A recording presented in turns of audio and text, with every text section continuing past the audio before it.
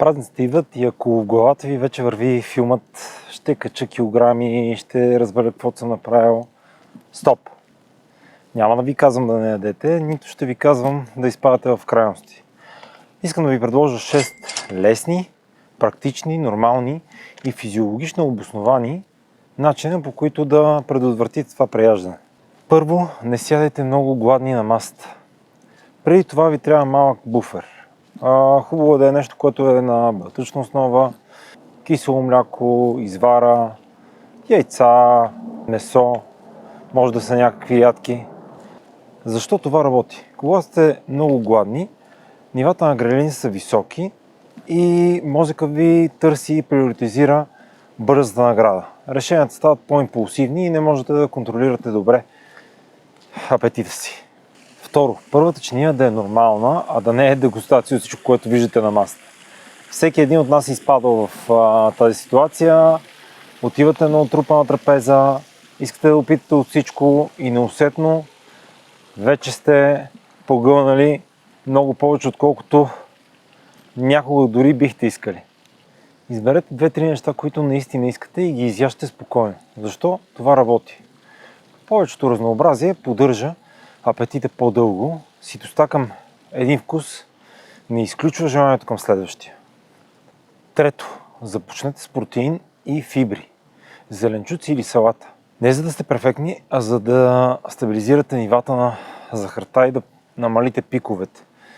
Защо работи? Протеинът, фибрите обикновено забавят изпразването на стомаха и водят до по-плавен глюкозен отговор. По-малък пик е равен на по-малък краш, който често се усеща като нов глад. Четвъртото е алкохолът и как да го управлявате. Правилото е 1:1. На всяка напитка или всяко питие добавите 1 чаша вода. По този начин ще предотвратите 2 неща. Първо, прекомерната консумация на алкохолни напитки. Второ, силната дехидратация, която се получава при приемане. Защо това е важно и защо работи? Регулацията на глада и на жаждата идва от един и същи дял в мозъка, хипоталамуса. По този начин, когато сте дехидратирани и леко жадни, може да обърквате сигналите за фалшив глад. Пето. 10-20 минути разходка след хранене. Не е тренировка, разходка като тази, която правя в момента. Защо работи? Лекото движение след хранене подпомага усвояването на глюкозата от тялото ви и от работещите мускули. Често намалява постпрандиалния пик на кръвната захар. Резултатът е по-стабилна енергия и по-малко желание за още сладко или още храна след час. Шесто и много важно, без наказание на следващия ден. Ако имате по-тежък ден, окей, на следващия ден се връщате към нормалния си режим. Защо това работи? Твърдата рестрикция е стресор и води до повишаване на нивата на кортизола, което увеличава глада и редуването на цикъл ограничение, преяждане. Най-ефективното е нормализация, а не компенсация.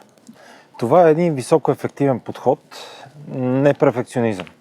Бъдете великодушни към себе си, време е да се празнува, време е да обърнете внимание на близките си. Просто дръжте посоката.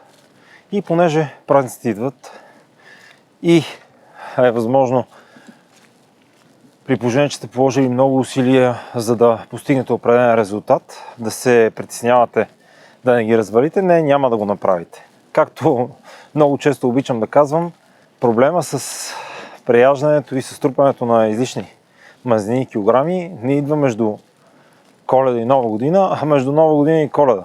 Така че вижте тези 6 принципа, обърнете им внимание и ако ви допаднат, ще се радвам да ги споделите или да напишете нещо, което смятате, че помага и на вас самите, което не е включено в този списък.